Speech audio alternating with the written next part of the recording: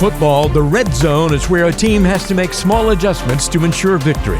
As you approach retirement, you also need to make small adjustments to ensure success. This is the Red Zone Retirement Program with registered investment advisor and enrolled agent John Mears of Mears Money Management. Hey everybody, welcome into the Red Zone Retirement Program, Simple Investing, Smart Future. John Mears and myself here to talk about retirement planning's hidden questions. We went with hidden, but I don't know if that's really the right phrase for this. I think a lot of times, John, our focus, I think a lot of these questions we have I want to talk about today, people know in their mind somewhere, right? They feel like it's something they probably should address, but we get so focused on other things in retirement that we tend to lose that. Imagine, obviously being a football coach, same kind of thing, right? Your players know they should be aware of multiple things, but during the heat of whatever, they tend to focus on maybe one area. So I want to kind of talk about a few of these known things, but that kind of don't get the attention and this is also why when we're talking about football, we do a little bit of repetition too. Sometimes, even though we may have brought this up in a previous podcast, still something we want to repeat because these are important enough. So they happen all the time. And people forget about them just because we get busy in day-to-day life things and I should have remembered that that's an important thing. So yeah, exactly. Yeah. It'll make sense for our listeners here for this very first one. So we'll dive in here with number one on our conversation piece. But how much are those tax deferred savings going to actually cost me in taxes, right? Because again, the focus is, hey, I can kick this down the road for 30 years and not deal with it. Rock on, right? But then at some point you go, oh yeah, I got to pay for that. Yeah, I always tell people, whatever your account is, that's not the correct amount. You have I'm a millionaire. Business partner. Yeah, I'm a millionaire. It's like, no, you're like a 700,000-aire. Yeah, it's like having a business with a partner that's uninvited partner, by the way, but you have a partner in your business and they are a 30% holder in your business. So they can kind of influence you on making decisions that may not be in your best interest. Now, taxes are I've said this repeatedly. When the market goes down, the market has always recovered. But when taxes are lost, taxes are gone forever. You're never going to get those tax dollars back. It's like the old Fram oil commercial. Again, I've said this before. You can pay me now or you can pay me later. But that's what the government's saying. Man. We're going to get our money sooner or later. So it's something that we have to know. And we can calculate that too. It's not something that's really abstract. We can sit down and do certainly a 3-year little mini plan. And then I usually will be able to extrapolate that out over 10 years. Obviously, the further out we go, it's a little bit more of a guesswork because with tax laws reverting back in a couple of years to the pre-Trump tax laws, we don't know. They may extend them. They may not. We don't know. But it's still looming out there. So. Yeah, for sure. It's the Tax Cuts and Job Act expires in the end of 25. We still got ways to go. But it's coming faster than we think. Yeah, it is. As we get older, those 2 years are going to be here. Mentally, will be 2 months.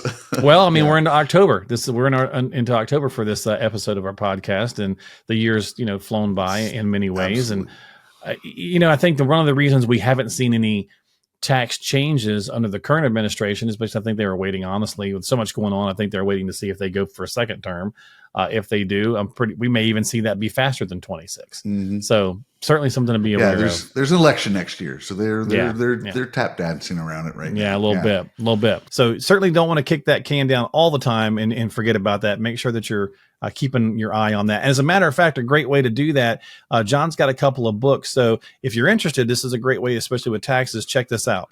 John has a couple of free books, Diffuse and Tax-Free Retirement in California, that reveal exactly how you can experience zero taxes in retirement and overcome the IRS lien on your 401k, IRA, and 403b, which could threaten your future lifestyle.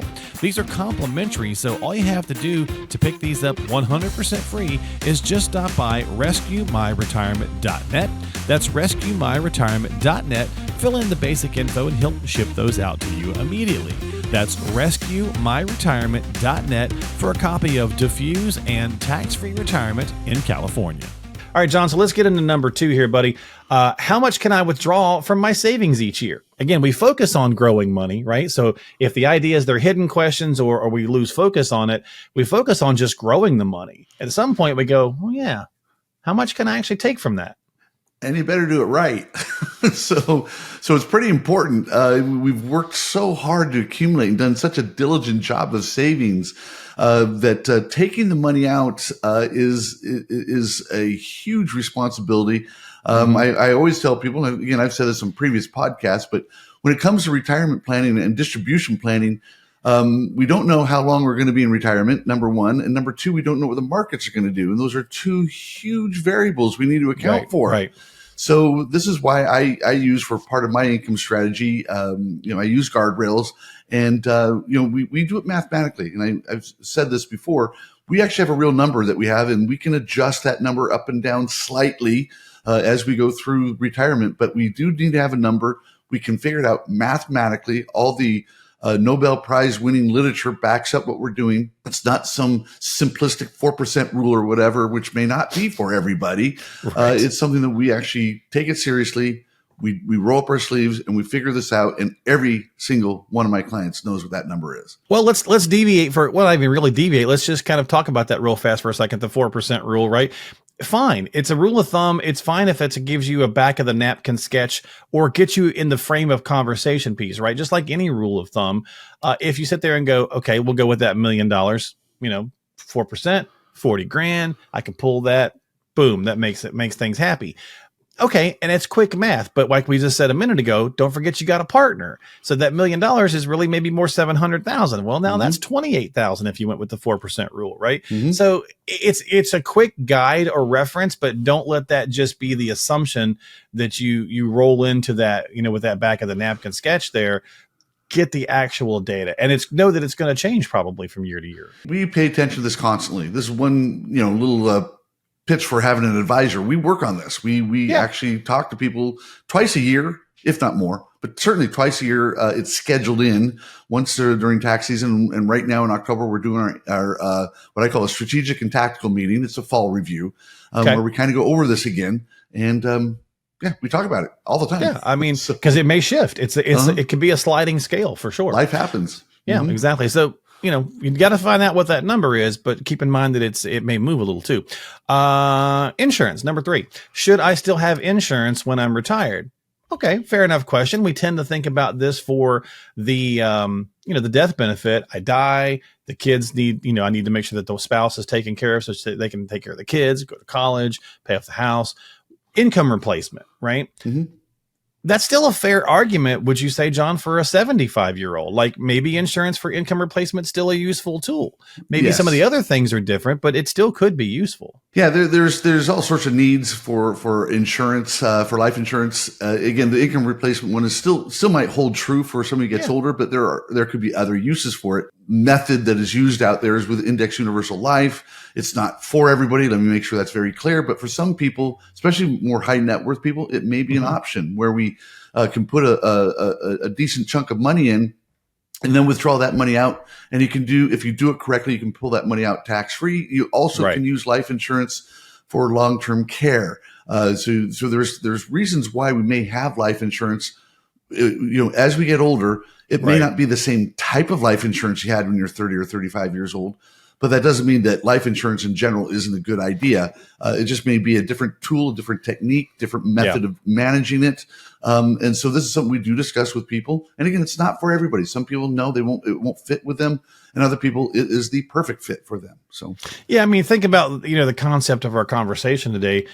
We're also kind of been ingrained for a really long time. If we go back to number 1 about just putting into a tax deferred account and kicking it down the road, because we were taught, hey, pump into the 401k.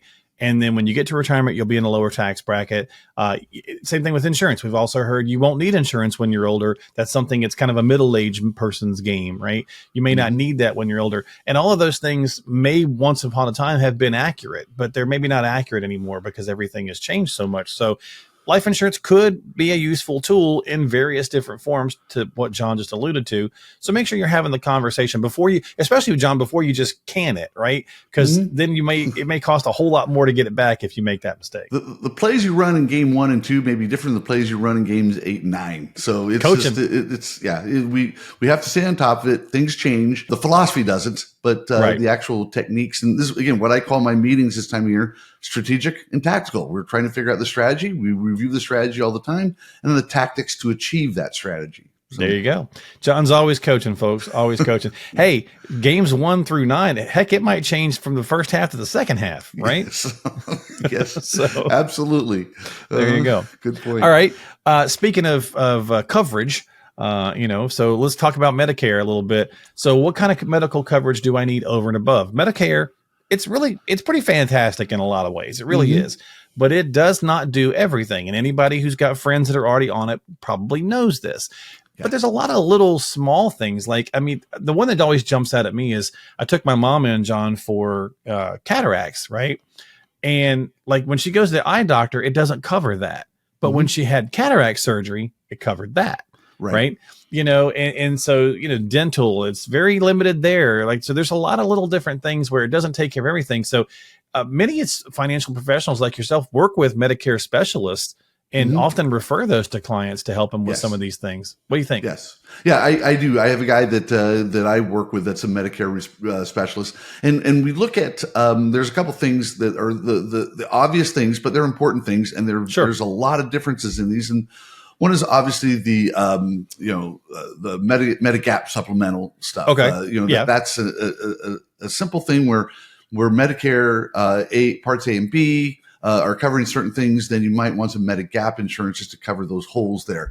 The traditional one that many of my clients work with is the Medicare Advantage, and that's something where they can kind of keep their, so if you want, like your doctor, you keep your doctor kind of thing. Sure. But it's a little more broad base where you can stay with perhaps your HMO, whoever you're working with. You can kind of keep doing what you've been doing. They get paid by the Medicare so that you don't have to worry about jumping through all those hoops. That being said, they're all different. They're all so vastly different. So there really needs to be a study done based on what your medications are and which one may be appropriate for you. So I still have some that just do Medicare only, but very few people rely on that. Most of my clients have some sort of a Medigap or more likely the Medicare Advantage plans, but they're all vastly different. Maybe what we should do, John, is on a future episode, because we could spend probably a couple of hours. We try to keep these around 20 minutes just to kind of make them bite-sized, consumable things for folks because our attention spans and our life is so busy that it's, we try not to go too long with these. We could probably do a lot, diving into the depths that is Medicare. Maybe we should have that gentleman come on and join us sometime and maybe kind of explain some stuff on that. So maybe in the future, we're always looking for different things to kind of dive in on. So that could be a good suggestion for us to do later down the line. So just anyway, make sure you're talking with your advisor. And again, consider working with a Medicare specialist because there's a lot of nuance to it. Mom's 82. I mention her all the time. And she's been messing with it for 20 years on her own. And she's always like, bumping up against something or learning something. My brother just retired. He's 65, John. He just retired last week. And, good for him. Yeah. And so, but he's like, hey mom, how about help me out with the Medicare stuff? I don't understand it. Right. So your mom's a Medicare specialist at this point. And I'm like, she's not, no, dude, like talk with us. So I got him on the straight and narrow now, but it's easy to do. Right. So have that conversation. All right. Number 5, our 5th one here, and then we'll do a bonus one just for fun. How much are we really paying in fees and commissions? All right. It's the value conversation once again. And if anything is hidden on this list, it's probably this one. I was just going to say that of all the things we talked about where the topic was going to be hidden questions. Yeah. This is probably it. Probably the thing that does hide, right? For sure. But what I think I feel on this question, John, and I'll let you take it where you want, but I hear people say my guy or gal charges me 1%, and that's it. Like that's my fee. And I think that's where the translation gets lost. Well, that's your advisory fee, maybe at 1%. There's what kind of products do you have and what's inside those products? Absolutely. And let's start with the very first obvious thing when it comes to fees, that the value provided is multiples of that fee. If it's not, you shouldn't use that advisor or any advisor. What is the value you're getting for it? Yeah, you have to get value out of it. And if you don't feel you're getting value, don't use an advisor. Same thing with any professional, not just a financial advisor. You have to get value out of that. Now, assuming that we do provide value, there are a lot of hidden costs, like with a typical thing that I will see, and this is very simplistic, but this is what I see usually, is people are paying the advisor, but the fee, the mutual funds or the stocks that they have underneath that there's charges where it's going to be half a basis, 50 basis points, a full 1%, where they're paying upwards of 2% for what their, their portfolio. And it's just shocking. Furthermore, even if you don't have an advisor, I see this all the time with 401ks and 403bs.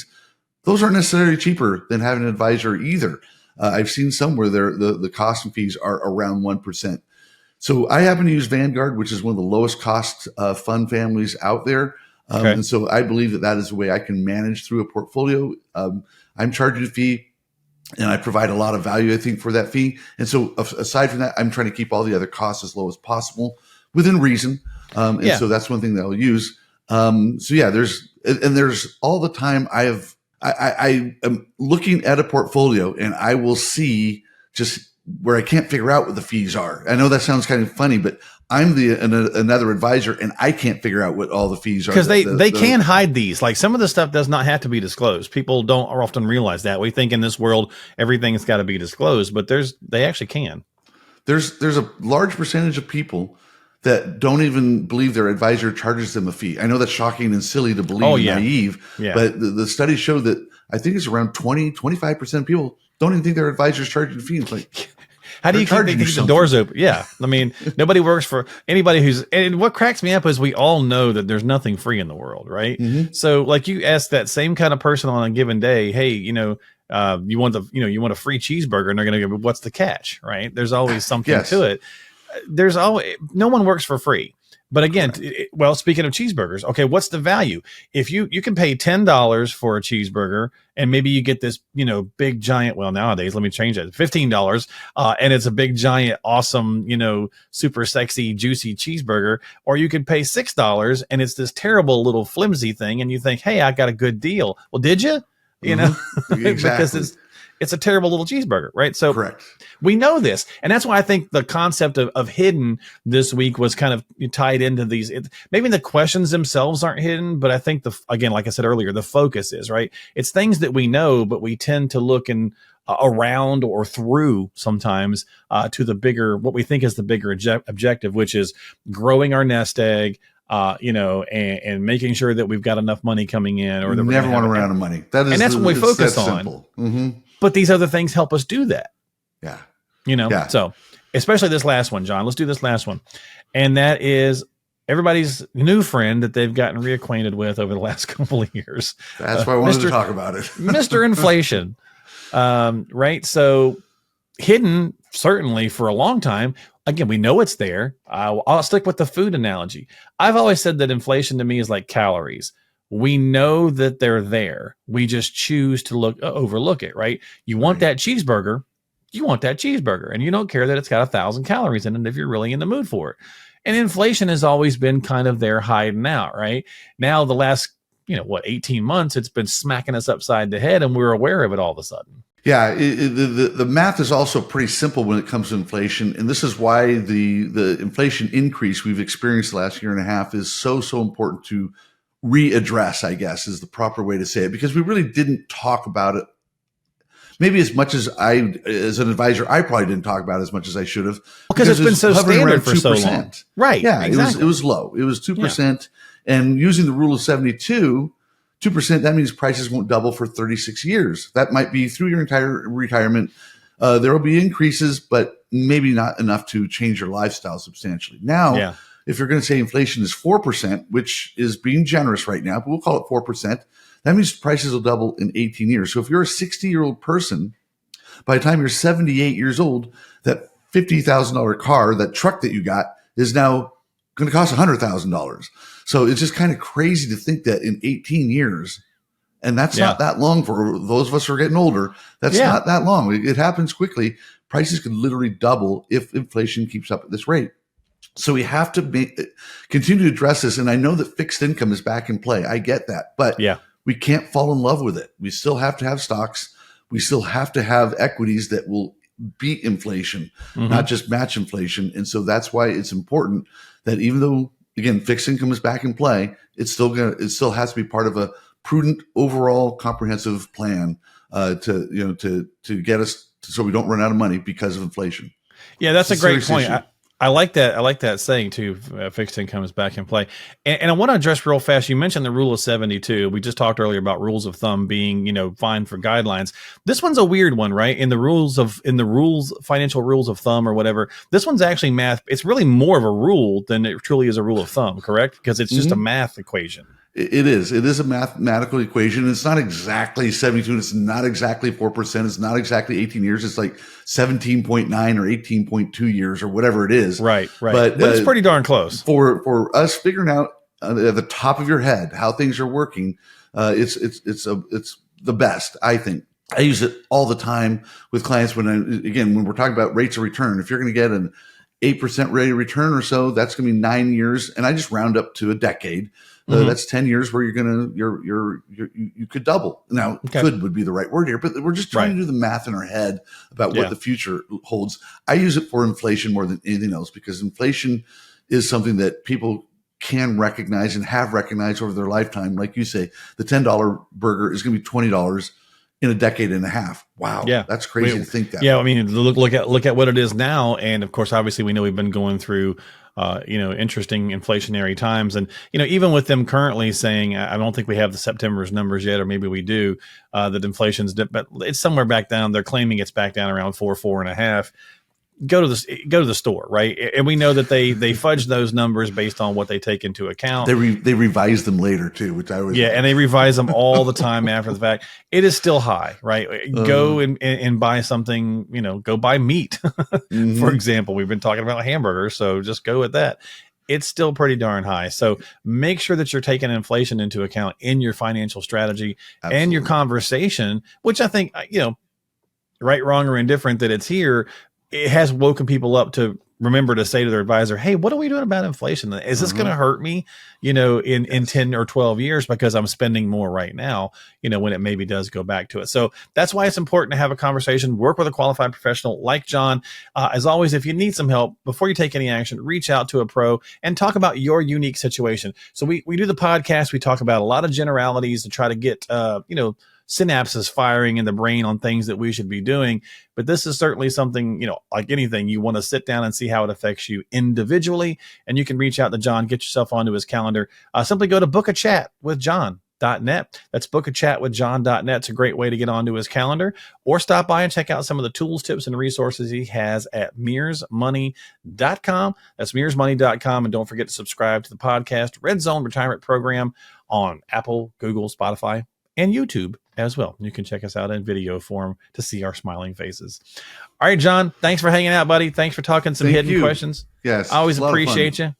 It's kind of like some hidden, some hidden coaching things, right? Some things that you need to work on, but there's players sometimes. Yeah, you're thinking about it, but maybe the players don't. So you have to coach them and redirect them back in. Same kind of thing. So we always appreciate you. And don't forget to subscribe. We'll see you next time here on Red Zone Retirement Program with John Mears.